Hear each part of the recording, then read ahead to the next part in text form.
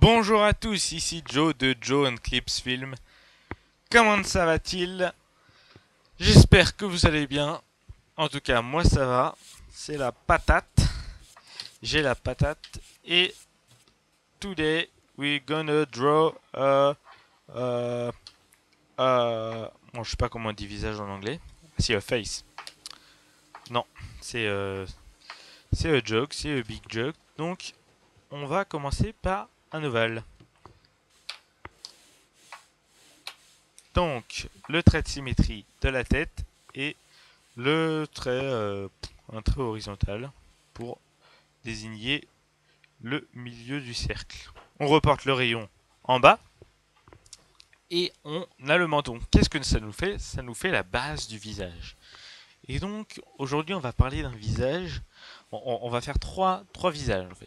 Je vais essayer de faire à ce que le visage soit ressemblant entre les trois visages. Donc ça sera un exercice pour moi et je pourrai en même temps vous transmettre mes connaissances. Donc on va faire un visage de face, un visage de profil et un visage de trois quarts. Alors là, pour le visage de face, on prend la moitié du visage et ça fait la ligne des yeux. Ensuite, on prend la moitié de la moitié et ça fera la ligne du nez. Quand je dis la moitié, c'est entre les yeux et le menton. Donc le milieu entre la ligne des yeux et la ligne du menton. Ensuite, on prend la moitié de la moitié de la moitié. Ça fait trois moitiés. Et c'est entre le nez et le menton. Donc il y a une nouvelle ligne. Et cette nouvelle ligne, c'est la bouche. Donc, pour les oreilles, on va prendre entre les lignes du nez et entre les lignes des yeux. Parce que le nez et les oreilles ont la même taille. Ça, c'est important à retenir. Et ensuite, pour les yeux, on prend la moitié des... Bon, ça fait un peu beaucoup de moitié, je sais. Mais bon, c'est plus simple, en tout cas, que le tiers. On essaye de placer les yeux à la moitié de chaque côté du visage, en fait. Et par contre, c'est pas vrai pour tous les visages. C'est-à-dire qu'il y en a qui ont des yeux plus espacés que d'autres. Il y en a qui ont des yeux plus resserrés que d'autres. Je sais pas si vous avez déjà remarqué ça sur les visages. Mais en tout cas, il y a à peu près un œil entre chaque yeux. Donc, on essaye de rester dans cette marge-là. Enfin, c'est toujours comme ça en dessin, en fait. On fixe des bases et puis après, on peut très bien les franchir. Mais il faut que ça reste dans le réel. Enfin, il faut que ça ressemble à quelque chose quand même.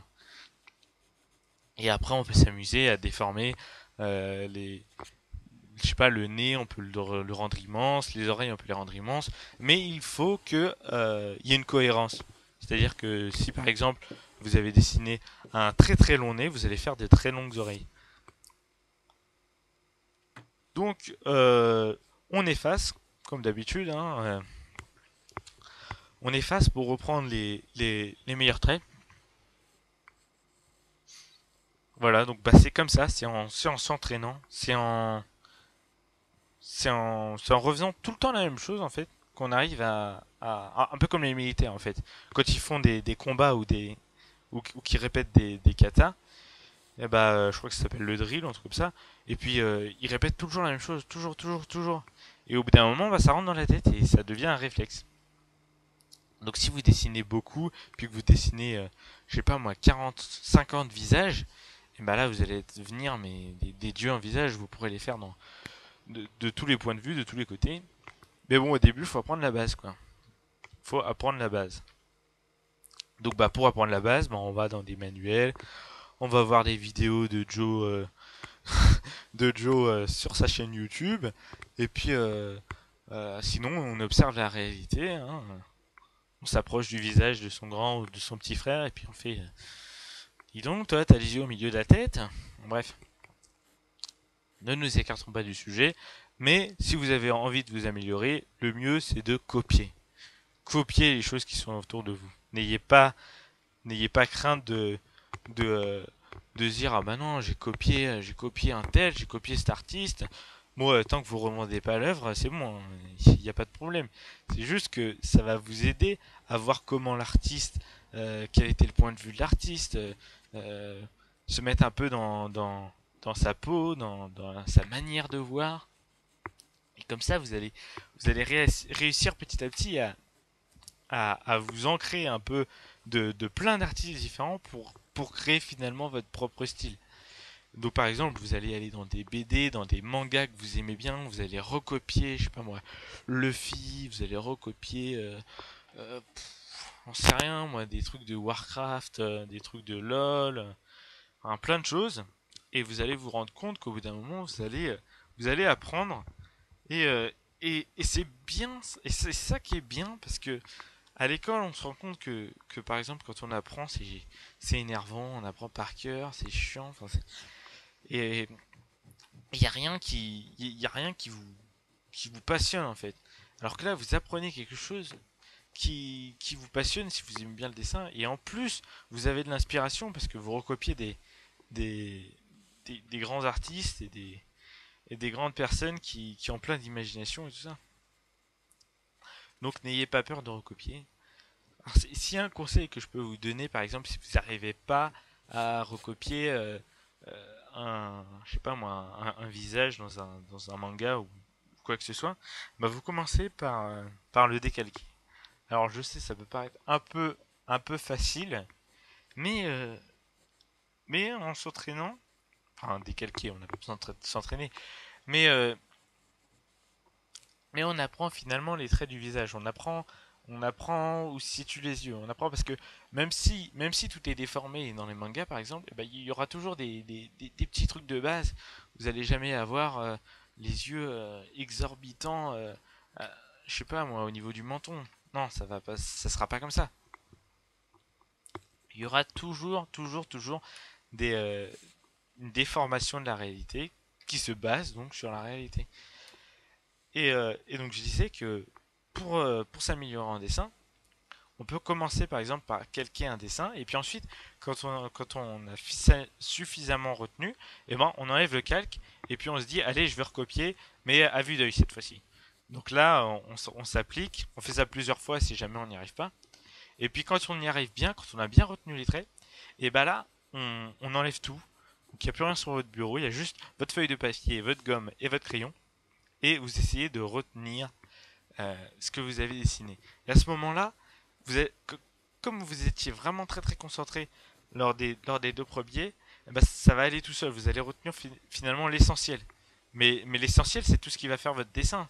C'est pas dans les détails que vous allez trouver que ça ressemble à un personnage de bande dessinée ou de manga. C'est finalement dans la taille de la tête, dans la façon dont il se tient, dans ses, dans la taille de ses cheveux, de son chapeau. Ça va pas être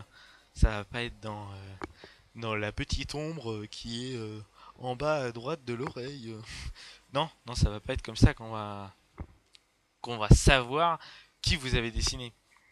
Et, et on peut faire ça des millions de fois partout. Puis même quand on n'a pas d'inspiration, je trouve que c'est la meilleure solution. On n'a pas d'imagination. Certes, c'est bien d'imaginer et puis de dessiner, je sais pas moi, un chien, un chat et puis deux têtes. Mais au bout d'un moment, dessiner un chien, un chat, vous allez retenir que ce que vous dessinez et puis vous n'allez pas vous inspirer de la réalité, quoi.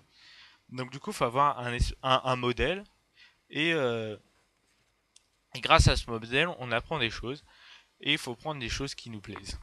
Parce que si on prend des choses qui nous plaisent, au final, c'est quand même pour s'amuser qu'on dessine. C'est pour essayer de représenter la réalité, ou même si on n'a pas envie de la représenter, on peut très bien donner l'illusion de la réalité, ou au contraire complètement la déformer. Bref, on peut jouer avec ce qui nous entoure. Je trouve que c'est ce qu'il y a de plus formidable en dessin. C'est on peut tout faire en fait. On a un champ libre énorme et on peut faire tout ce qu'on veut, quoi. C'est un univers infini de possibilités. Alors ouais, pour dessiner un œil, bah là vous voyez, là j'ai dessiné un petit globe en bas, à droite, même s'il n'est pas très rond. Et bah en fait la taille de l'œil, la taille de la pupille est deux fois moins grosse que la taille du globe. Donc vous dessinez votre globe et puis vous séparez par exemple le diamètre en 3. Et comme ça vous avez l'autre diamètre de la pupille. Bon bah en même temps de faire une petite introduction sur le visage, je vais vous faire en même temps une petite introduction sur the shadowing, sur, euh, sur comment on peut ombrer son dessin. Donc bah là, moi je trouve que le visage c'est pas mal parce qu'il y a quand même beaucoup de formes et et on peut s'entraîner sur le visage. C'est toujours mieux que de s'entraîner sur un verre ou sur des choses beaucoup plus compliquées. Donc là j'ai dit que euh, la lumière venait d'en haut à droite. Donc toutes les ombres sont à gauche, sont plutôt en bas à gauche. Donc à chaque fois qu'on imagine un relief, par exemple le nez ou les yeux ou la bouche, je sais c'est dur, c'est une surface plane, on n'arrive pas trop à s'imaginer où est-ce qu'il y a des bosses, où est-ce qu'il y a des creux, mais c'est toujours en s'entraînant et puis au bout d'un moment on se rend compte que par exemple bah le nez, bon ça c'est la première chose qu'on retient, c'est le nez, bah c'est la partie la plus éclairée et la plus sombre en même temps parce que c'est une grosse bosse. Donc dans ce cas-là, il y a beaucoup de lumière par exemple sur le haut du nez et puis une petite base de gris sur les deux côtés du nez et puis ensuite en dessous du nez, il y aura il y aura plein d'ombres. Et, euh, et donc du coup, aussi en observant la réalité que on peut réussir à savoir où est-ce qu'il y a des ombres, où est-ce qu'il y a où est-ce qu'il y a pas d'ombre. Donc moi parfois je prends euh, je prends ma pâte à modeler et ou sinon je prends un modèle humain, ouais. Et donc je prends ma pâte à modeler et je modèle un nez par exemple. Et après je prends ma lampe de chevet et puis je place ma lampe à différents endroits et je regarde comment se comporte mon nez en pâte à modeler par rapport à la lumière. Et donc je peux recopier ce qui se passe vraiment dans la réalité. Ensuite, bah, je trace donc un nez sur ma feuille et puis je mets plein de flèches qui viennent de partout. Et donc je pour la première fois que je dessine, je prends par exemple une lumière qui vient d'en haut, ensuite je gomme, je prends une lumière qui vient de la droite, ensuite je gomme, je prends une lumière qui vient de la gauche, etc. etc. Et, et on comprend finalement après la forme du nez, comment l'ombre se comporte et, et savoir aussi les différentes intensités de lumière. Par exemple, s'il y a beaucoup de lumière, eh ben, votre ombre elle va être très forte. Elle va être très très très forte et elle ne sera pas beaucoup dégradée. C'est-à-dire que l'écart entre l'ombre et la lumière sera très court. Par contre, si vous avez une très faible lumière, là vous aurez beaucoup d'ombre et, et un grand dégradé de l'ombre vers la lumière. Il faut savoir que quand il y a de la lumière, et ben en général c'est beaucoup mieux d'avoir quelque chose de vraiment très très contrasté, c'est-à-dire que les clairs sont très clairs et les sombres sont très sombres. Parce que souvent on voit sur des dessins que, mais même là d'ailleurs dans mon tutoriel je fais cette erreur, c'est-à-dire que euh, on rend les noirs gris, alors que les noirs sont noirs. On n'appuie pas assez sur notre crayon et puis on... Enfin bref, donc voilà, là je suis en train de dessiner un visage de profil. Alors j'essaye de prendre la même taille que le visage de face et on reprend les mêmes repères. Donc la moitié pour les yeux, la moitié de la moitié pour le nez et la moitié de la moitié pour la bouche. Donc là vous allez voir, j'ai fait une grosse erreur. Alors je vous dis pas, je vous laisse la deviner. Ah, ça fait un petit jeu. Même si c'est pas très très amusant, mais bon. Là je dessine le trait des cheveux. Et vous allez voir, vous allez voir.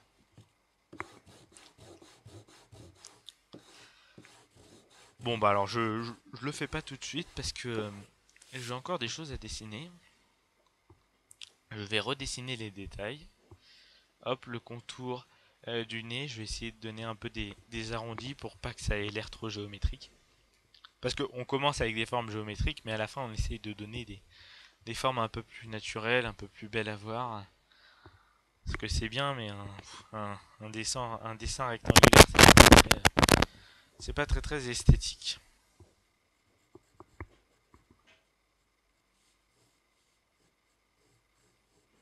Donc on dessine une petite bosse pour la glotte. Ensuite pour le cou, on se rend compte qu'il s'insère à peu près au même niveau des oreilles. Et pour le dessus de la tête, ben, on trace un trait assez fin parce qu'après on l'enlèvera pour mettre le cuir chevelu. Et donc là, c'est là la grosse erreur. La grosse erreur. Regardez, je trace deux lignes pour mettre en évidence l'erreur. Bah, c'est tout simplement que les deux lignes ne sont pas horizontales. Les oreilles devraient être beaucoup plus bas. Là, j'ai fait des oreilles vachement haut. Alors que si on regarde mon autre dessin, le dessin vu de face, et ben là, on remarque que les oreilles sont au même niveau que le nez. Donc je dois faire la même chose de profil. Donc là, je reporte les deux lignes à l'horizontale et je donne un petit coup de crayon. Là. Je sais pas pourquoi j'ai fait ça, mais si c'était pour mettre en évidence là, le fait que les 4 points forment un rectangle. Ça, on s'en fout un peu. Donc les oreilles, euh, on a tendance à les dessiner toutes droites. C'est-à-dire que on trace une ligne verticale. Quand on est de profil, on trace une ligne verticale et puis on les dessine droite. Alors qu'en fait, elles sont un peu à l'oblique. Elles sont, je sais pas trop comment vous dire, mais en tout cas, elles sont pas verticales. Ensuite, on dessine le trait des cheveux, très légèrement là aussi, parce que bah, on va redessiner les cheveux. Et donc, souvent sur des dessins, on a tendance à ne pas dessiner les traits des cheveux, à ne pas dessiner le crâne. On dessine les yeux, la bouche, le menton, et puis, euh, et puis on dessine direct les cheveux. Et en fait, on se rend compte que le crâne, en fait, il aurait été beaucoup plus haut que ça. Et, euh, et c'est une erreur parce que d'abord, on aura des creux dans la tête, on ne sait pas pourquoi. Il y aura des cheveux qui seront plus courts que d'autres, alors que c'est pas comme ça. Bah, je sais pas quel coiffeur vous avez sinon, mais bon. Et donc, et donc du coup, bah, on essaye de tracer l'épaisseur des cheveux et puis de voir à, à quel endroit les cheveux sont plus hauts, à quel endroit les cheveux peuvent être plus bas. Mais on fait pas les choses au hasard, quoi. Donc, toujours la lumière vient d'en haut à droite. Bon bah là, je dis en haut à droite, mais ça pourrait être très bien en haut à gauche et tout ça. Mais bon, j'ai commencé par en haut à droite, donc je vais essayer de tenir. Sauf que le problème là, c'est qu'on a l'impression qu'elle vient plus de la droite que en haut, mais bon, c'est pas grave. Donc je commence par dessiner les ombres qui me paraissent les plus évidentes, parce qu'il y a des ombres qui sont un peu, il y a des valeurs de gris qui sont un peu compliquées à mettre pour qu'on ait un truc bien réaliste.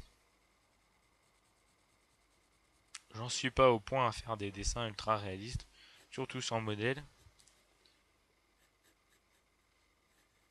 J'aimerais bien pouvoir avoir ce niveau un jour, pouvoir regarder une personne dans la rue et paf, hop, je retiens, copier-coller dans mes fichiers, et là, je le redessine chez moi. Non, ça serait bien, ça serait cool. Peut-être un jour, à 90 ans, quand je tiendrai encore mon crayon, que j'aurai la tremblote. Moi, ça pourrait donner des petits effets de style.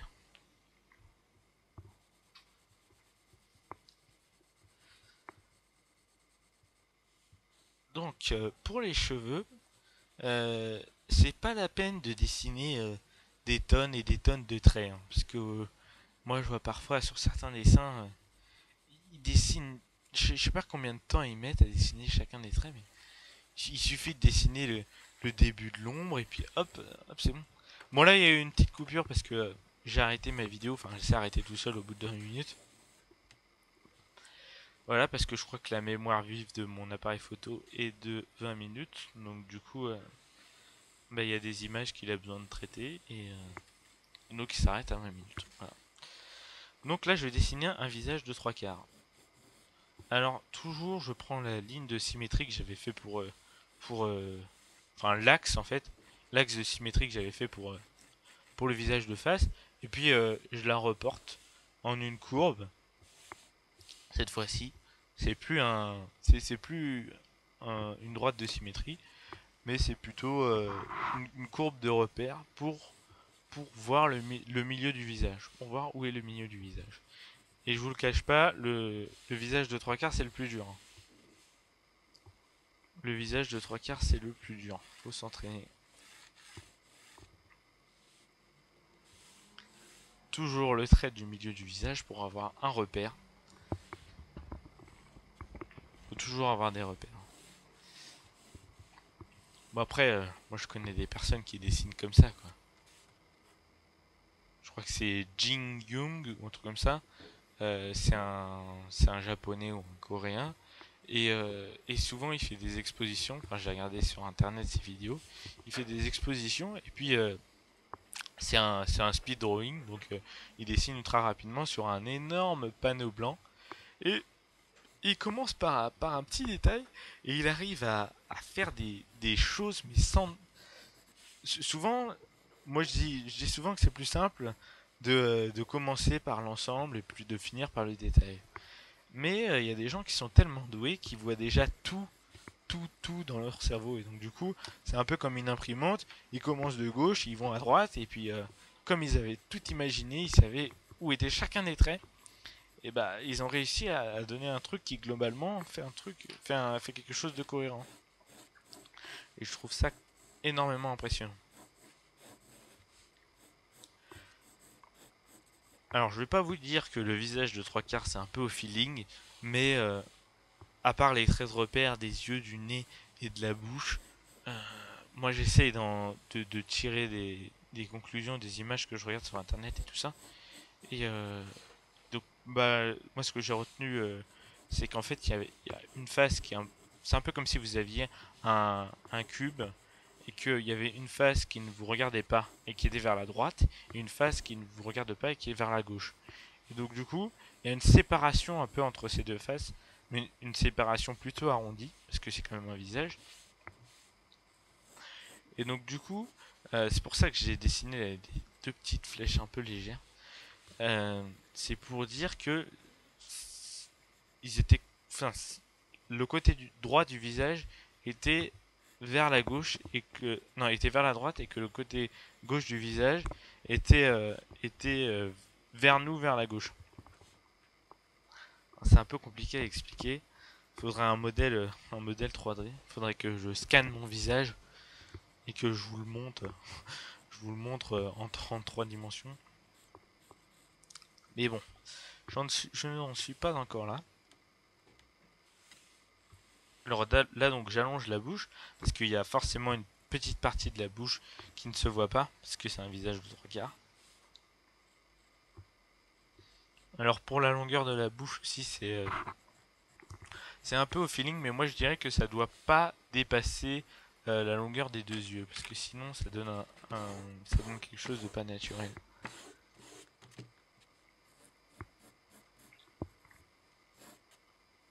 Alors pour les oreilles, cette fois-ci je me suis pas trompé, même si je trouve que je les ai encore pas fait assez inclinés. Donc je ferai sûrement un cours sur les yeux, le nez, la bouche, les oreilles, parce que avant de avant de pouvoir dessiner, enfin les détails, il faut d'abord dessiner la globalité. Donc c'est pour ça que j'ai commencé par les proportions, les différences de proportions entre l'homme et la femme. Puis là je fais quelque chose sur le visage. Après je ferai quelque chose sur je sais pas moi, le buste, les bras, les mains aussi. Les mains. Je crois que ça va être la prochaine vidéo que je vais faire parce que c'est un truc avec lequel on peut s'arracher les cheveux, quoi. Et comme j'ai envie que vous gardiez encore votre belle chevelure, je vais vous aider.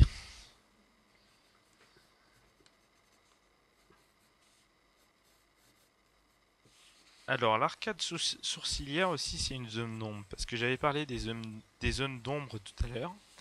Et l'arcade sourcilière, c'en est une qui est pas mal, parce que les yeux sont renfoncés par rapport au visage. Et pour donner cette impression de le fait que les yeux ne sont pas directement collés à plat sur le papier, et ben on, on dessine l'ombre de l'arcade sourcilière. Alors si vous voyez pas, si vous voyez toujours pas ce que je veux dire, et ben vous regardez des têtes de mort par exemple, et bah il y a carrément des trous au niveau des yeux quoi. Et donc là ça définit vraiment bien l'arcade sourcilière. On peut aussi prendre comme repère une tête de mort. On dessine une tête de mort et après on essaye de greffer de la peau et puis de mettre de rajouter des traits dessus. Et donc on rajoute, je sais pas moi, un nez euh, au niveau du creux qui définit le nez, et puis on invente une forme à ce nez. Mais ce qui est bien, c'est que au moins on est sûr qu'on sera dans les proportions, on est sûr que qu'on va pas faire des choses complètement incohérentes. Et puis à la fin, si on peut carrément inventer le visage d'une personne qui aurait pu exister. C'est pas comme si on inventait un petit dessin là, comme je suis en train de dessiner. Moi, je pense que ce type de personne n'est, à moins qu'il ait des déformations, je sais pas, mais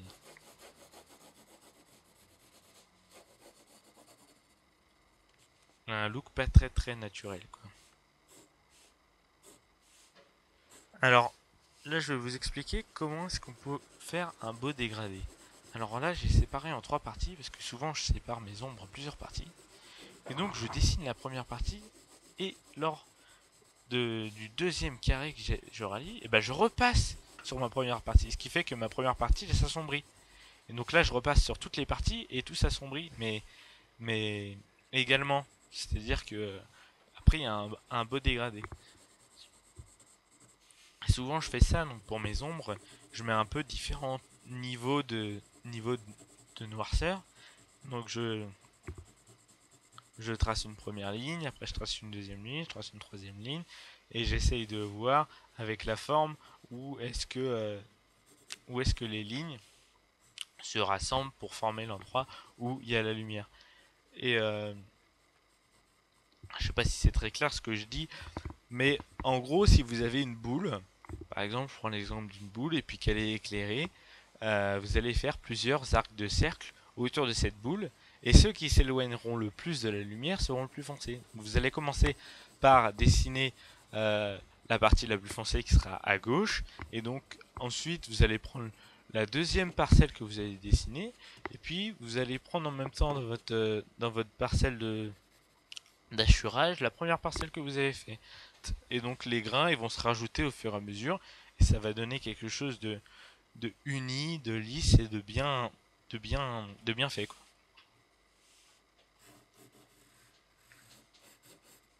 Bon bah j'espère que cette vidéo vous aura plu et que vous aurez appris beaucoup de choses sur le visage. Je vous dis ciao bye bye et à la prochaine, sûrement pour une vidéo tuto sur les mains. Et donc bah à plus.